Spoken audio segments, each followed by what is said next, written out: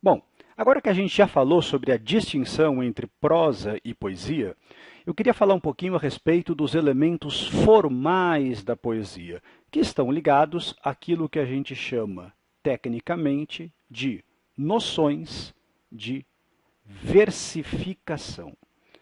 É muito importante que você entenda que, no mundo de hoje, a poesia é um modo de expressão que só ocorre no universo do texto literário. Não existe poesia que não seja literatura. E é por esse motivo que o início de qualquer curso de literatura deve passar pelo estudo da versificação, que é uma especificidade da linguagem literária. Bom, eu já falei para vocês que a unidade mínima do texto poético é o verso. Um conjunto de versos forma uma estrofe. Um conjunto de estrofes forma um canto. Ao menos isso ocorre em poemas mais longos. Em geral, em textos mais curtos, eu não tenho essa divisão em cantos. Pois bem, uma estrofe pode ter de um até centenas de versos. Mas existem alguns tamanhos de estrofes que são mais comuns. Basicamente, as estrofes de 2, 3, 4, 6, 8 e 10 versos, que têm nomes específicos e fáceis de serem guardados. A estrofe de 2 versos é um dístico, de 3 é um terceto, de 4 é uma quadra ou um quarteto, a estrofe de 6 versos é uma sextilha, de 8 versos uma oitava e de 10 versos uma décima. Mas o elemento mais importante, sem dúvida alguma, da linguagem poética é o verso. E eu já defini o verso como sendo uma linha que tem um tamanho pré-determinado. Bom, se ela tem um tamanho pré-determinado, é porque existe uma maneira de a gente medir o tamanho de um verso. Bom, a gente mede o tamanho de um verso, vamos lá, a partir da sua quantidade de sílabas. E é por esse motivo que quando eu falo em escandir um verso ou em metrificar um verso, eu estou falando em determinar-lhe o tamanho, ou seja, dizer quantas sílabas esse verso tem. Vamos lá! Um exemplo da literatura do século XIX, um famoso poema do Gonçalves Dias chamado Canção do Tamoio, em que ele começa dizendo: não chores, meu filho, não chores, que a vida é luta renhida, viver é lutar. A vida é combate, que os fracos abate, que os fortes, os bravos, só pode exaltar. Bom, vamos tentar determinar a quantidade de sílabas dessa estrofe, desses 8 versos? Bom, gramaticalmente, eu teria o seguinte. No primeiro verso eu tenho 6 sílabas, no segundo eu tenho 7, no terceiro eu tenho 6, no quarto eu tenho 5, depois no quinto, no sexto e no sétimo eu volto a ter 7 e depois no último eu tenho 6 sílabas.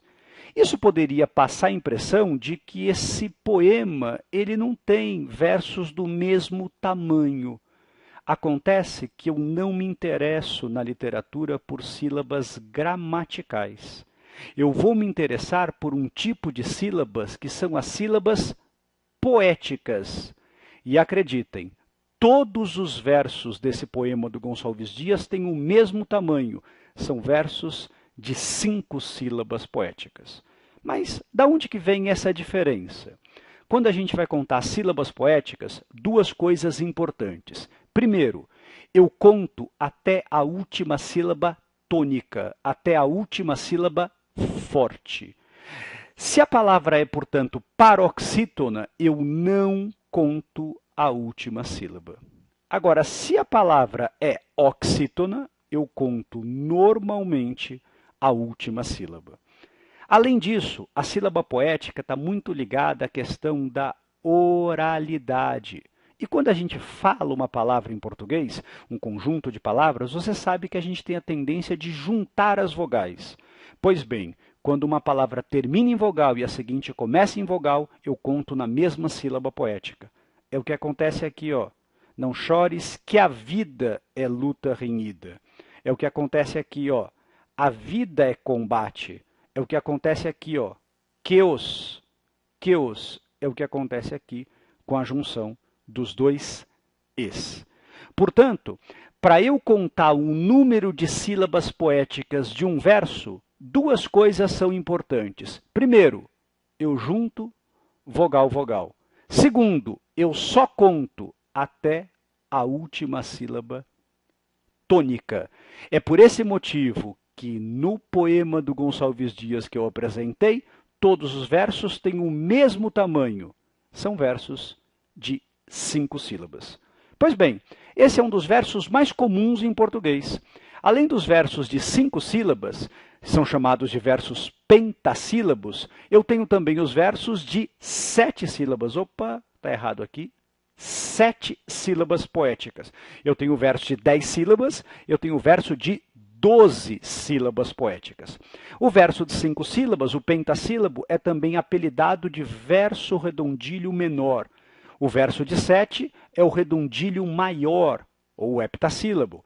O de 10 sílabas é o verso decassílabo, e o de 12 sílabas é o dodecassílabo, ou verso alexandrino. Bom, mas isso não basta ainda para a gente entender a linguagem poética. A linguagem poética também é caracterizada pela presença da rima e pela presença do ritmo. Aliás, muitas vezes a rima ela contribui para o ritmo do texto. Vamos voltar então para esse poema do Gonçalves Dias? Quando eu leio em voz alta, você consegue perceber que ele tem realmente um ritmo bem marcado. Não chores, meu filho, não chores, que a vida é luta renhida, viver é lutar. Da onde que vem isso? Primeiro, como eu disse, da rima. Dá uma olhada aqui, ó. A palavra vida rima com renhida. Lutar rima com exaltar.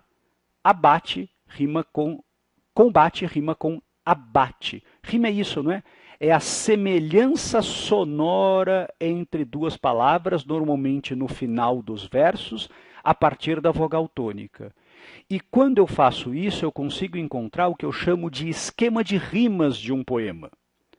O esquema de rimas aqui é A, B, B, C, D, D, F, C. Conseguiu perceber? O segundo e o terceiro verso rimam entre si, o quinto e o sexto verso rimam entre si, o quarto e o oitavo verso rimam, opa, aqui é E, não é? Eu coloquei F. E o primeiro e o sétimo verso não rimam. Fazer o esquema de rimas de um poema é, na verdade, encontrar essas semelhanças sonoras. Nessa oitava em versos pentassílabos do Gonçalves Dias, o esquema de rimas é AB, BC, DD, EC. Mas veja que não é só a rima que contribui para o ritmo desse texto. Se eu ler o poema e você tentar marcar com o pé, você percebe que você vai bater o pé regularmente? Vamos tentar? Olha aí, ó. Não chores, meu filho, não chores, que a vida é luta renhida, viver é lutar, a vida é combate, que os fracos abate, que os fortes dos bravos só pode exaltar. Dá uma olhada aqui. Você consegue perceber que nesse poema as sílabas tônicas elas ficam sempre no mesmo lugar? Na segunda e na quinta sílaba. Isso ocorre em todos os versos, e é isso que garante o ritmo do texto. Portanto, quando a gente pensa na linguagem poética, a gente tem que combinar rima, ritmo e o tamanho do verso. Normalmente é essa combinação tripla que dá a musicalidade para o texto. Vamos lá? Temos 2 exercícios para fazer a respeito disso. Vamos ver como é que você se sai?